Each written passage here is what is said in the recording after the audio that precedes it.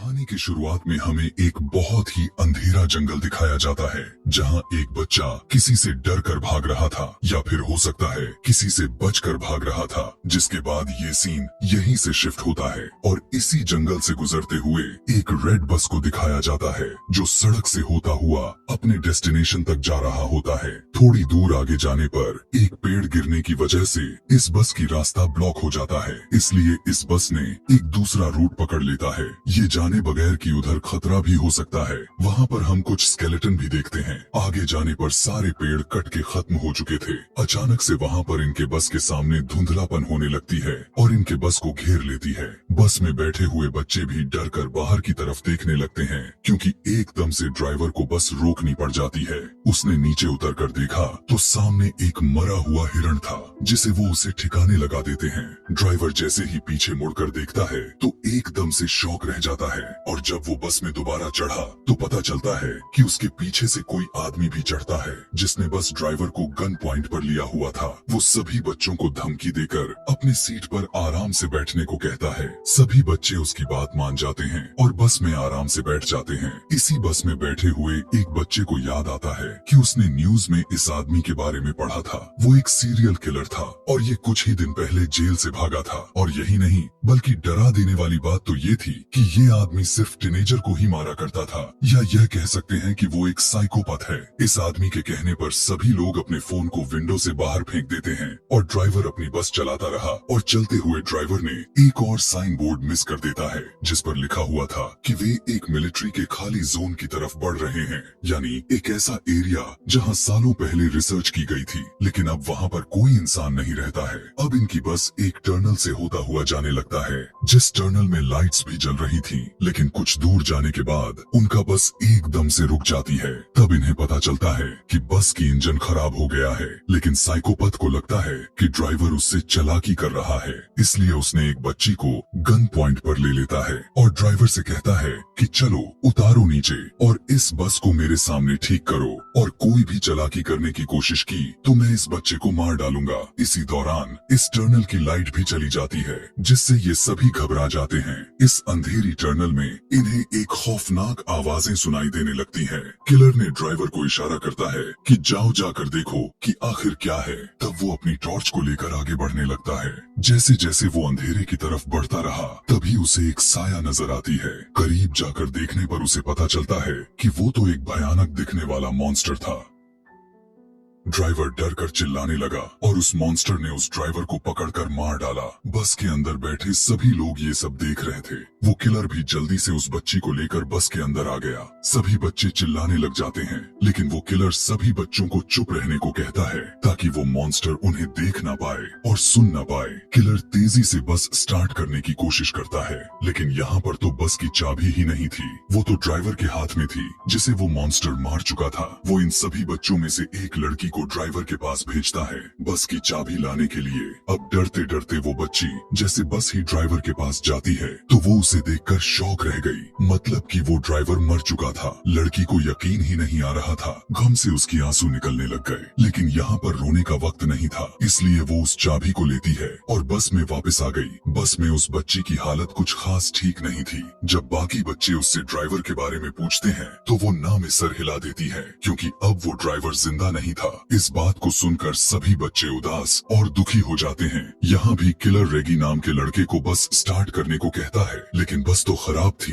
आखिर कैसे स्टार्ट होती? उसे धमकी देता है, अगर तुमने बस स्टार्ट ना की तो मैं इन सभी को मार दूंगा। लेकिन ये लड़का इस किलर से बिना डरे बहस करने लगता है और मौका पाते ही पीछे से एक बच्चा उसे धक्का दे देता है। जब वो नीचे गिरता है तो रेगी ने उसके हाथ से गन छीन लेता है और फिर उसी के ऊपर पॉइंट कर दी। लेकिन यहाँ पर किलर हंसने लग जाता है और कहता है कि तुम नहीं मुझे मार सकते। अरे मारने के लिए बहुत हिम्मत चाहिए होती है, जो तुम्हारे में तो बिल्कुल नहीं। इससे पहले कि ये बच्चा कुछ कर पाता, बस के बाहर से इन्हें आवाजें सुनाई देने लगती हैं और इस आवाज ने सबको डिस्ट्रैक्ट कर दिया और किलर ने दोबारा उनसे गन छीन ली। अब बस के ऊपर से आने वाली आवाजें भी बढ़ चुकी थी, जिसकी वजह से सारे बच्चे डर जाते हैं। गुस्से में किलर बस से उतरता है और चिल्लाने लगता है, जो भी हो अंधेरे से बाहर निकलो, मेरा सामना करो। वो ये सब कह ही रहा था कि एकदम से उसकी बोलती ही बंद हो गई। उसके चेहरे पर अजीब सी खौफनाक मुस्कुराहट आती है और अचानक से कोई उसके ऊपर हमला कर दिया। हमला करने वाले ने उसके सर धड़ से अलग कर दिया था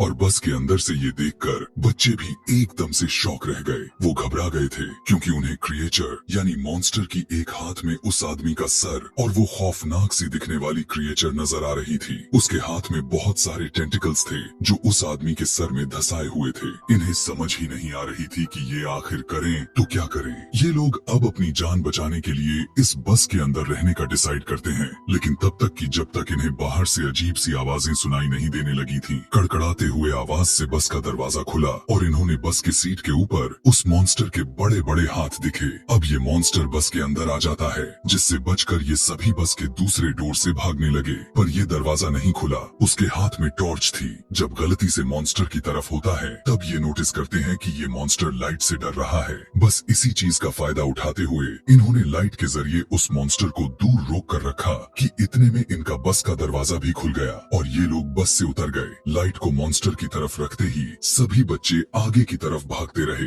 और एक बंकर के अंदर पहुंच जाते हैं। बंकर के अंदर एक रूम भी होता है जिस पर इस पूरी जगह का एक मैप बना हुआ था, जिसे देखने के बाद इन्हें पता चलता है कि ये एक मिलिट्री बेस है और अगर ये एक मिलिट्री बेस थी तो यहाँ पर लाइट भी हो सकती थी और कंट्रोल पैनल भी हो सकता था। इसलिए ये लोग प्लान बनाते हैं कि अगर उस मॉन्स्टर से बचकर रहना है तो इस मिलिट्री बेस के लाइट को ऑन करना होगा, जिससे ये लोग यहाँ से बचकर जा पाए। मैप को रखकर ये सभी एक पूरा प्लान बनाते हैं और सोचने लगते हैं कि आखिर कहाँ पर वो कंट्रोल पैनल हो सकता है। नोलन और उसके साथी पावर पॉइंट को ढूंढने के लिए चले जाते हैं, जबकि यहाँ पर बैठे ये तीनों अजीबोगरीब तरीकों से अपना टाइम पास कर रहे थे। जिसके बाद एक लड़की दोनों लड़कों से कहती है कि मुझे वॉशरूम जाना है, लेकिन वो जा नहीं सकती थी क्योंकि उसे डर लग रहा था। इसलिए रेगी उसके साथ चला जाता है। रेगी उसे अपने बातों ही बातों में तंग किए जा रहा था, इसलिए क्वीनी उसे अब कोई नहीं जवाब दे रही थी। अब काफी देर हो गई। जब तब रेगी पीछे मुड़कर देखने लगा तब उसे पता चलता है कि वहाँ पर तो क्वीनी थी ही नहीं।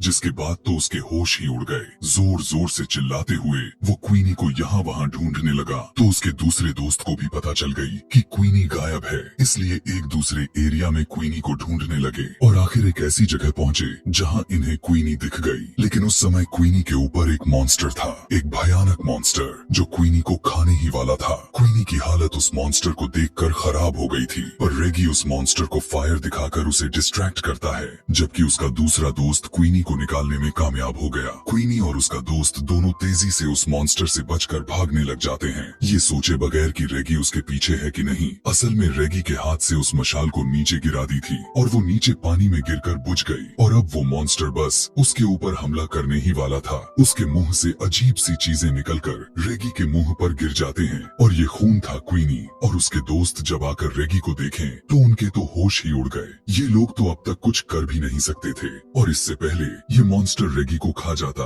एकदम से यहाँ पर लाइट आ जाती है, जिसकी वजह से मॉन्स्टर डर कर रेगी को छोड़कर वहाँ से चला जाता है और ये लोग समझ जाते हैं कि इनके दोस्तों को वो पावर हाउस मिल ही गया। यहाँ पर नोलन और उसके साथी जिन्होंने इस लाइट को ऑन किया था, उन्हें यहाँ पर पास में ही एक कमरा मिला, जिस कमरे में एक डेड बॉडी पड़ी हुई थी और साथ ही बहुत सारी पिक्चर और नोट्स भी मौजूद थे। इस नोट्स में सिर्फ इसी क्रिएचर के बारे में नोट्स थी। ऐसा लग रहा था कि जैसे किसी ने इस क्रिएचर के ऊपर बहुत रिसर्च की है और फिर जैसे वो इस क्रिएचर को मारने में कामयाब नहीं हो पाया। लेकिन यहाँ पर इनका पॉइंट ये नहीं था। इनका पॉइंट तो ये था कि जल्दी से किसी भी तरह करके ये सभी यहाँ से निकल जाएं। इसलिए जब ये आगे की तरफ जाते हैं तभी इन्हें दूर से एक अजीब सा शैडो दिखाई देता है, जो दोनों डर गए और इन्होंने सांस तक रोक लिया क्योंकि ये मॉन्स्टर भी हो सकता था। पर उन्हें पता चलता है कि ये कोई मॉन्स्टर नहीं बल्कि इन्हीं के तीनों साथी थे, जिनको देखकर ये तीनों खुश हो गए और उनके पास चले गए। ये खुशी कुछ ही पल के लिए थी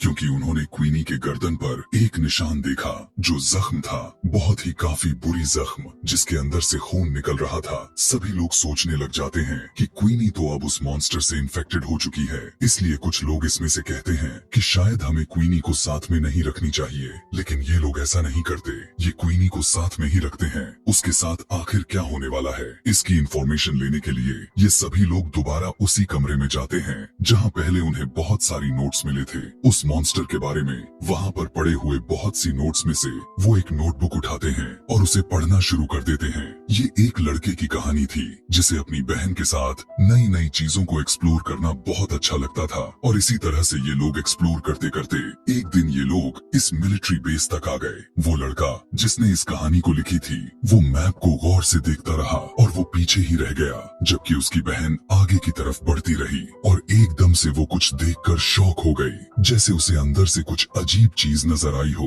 पीछे जो उसका भाई था वो जैसे ही उसके तरफ देखता है तो अब बहुत देर हो चुकी थी। टनल के अंदर से चीखने चिल्लाने की आवाजें आ रही थी, इसलिए वो खुद डर गया और अपनी बहन को बचाने की बजाय वो जंगल की तरफ भागने लगा ताकि वो अपनी जान बचाकर यहाँ से निकल सके।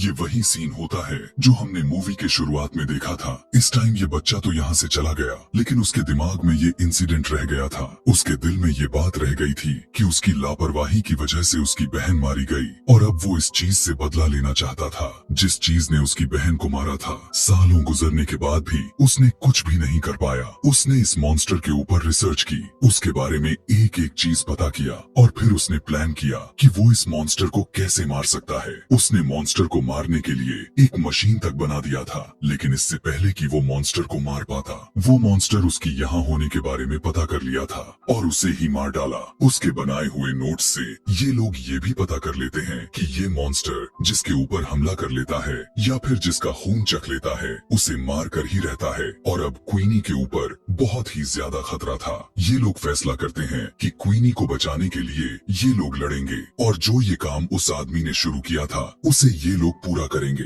उसी मशीन को ये लोग कंप्लीट करेंगे और उस मॉन्स्टर को मार देंगे। लेकिन क्वीनी यहाँ पर कहती है नहीं, मेरी वजह से कोई भी अपने आप को खतरे में नहीं डालेगा। लेकिन उसके सारे दोस्त अच्छे थे, वे कहते हैं नहीं, हम सारे के सारे यहाँ से जिंदा बचकर निकल जाएंगे। ये सोचकर ये सभी एक दूसरे को गले लगाते हैं और फिर एक साथ अपने प्लान पर काम करना शुरू कर देते हैं। कुछ ही देर के बाद ये लोग उस आदमी की बनाई हुई मशीन को हासिल कर लेते हैं जो अब पूरी तरह से काम भी कर रही थी। ये देखकर ये लोग बहुत खुश हुए, लेकिन अभी भी काम बाकी था। उस मॉन्स्टर को इस मशीन के सामने लाना, जिसके लिए ये लोग एक ट्रैप बनाते हैं। क्वीनी की खून से भीगी हुई कपड़े एक खाली जगह पर रख देते हैं ताकि उसे सूंघते हुए वो क्रिएचर वहाँ तक आ जाए। थोड़ी ही दूरी पर उन्होंने क्वीनी को भी खड़ा किया हुआ था ताकि मॉन्स्टर एकदम से सही जगह पर आए और ये लोग लाइट जलाकर उसे मार दे।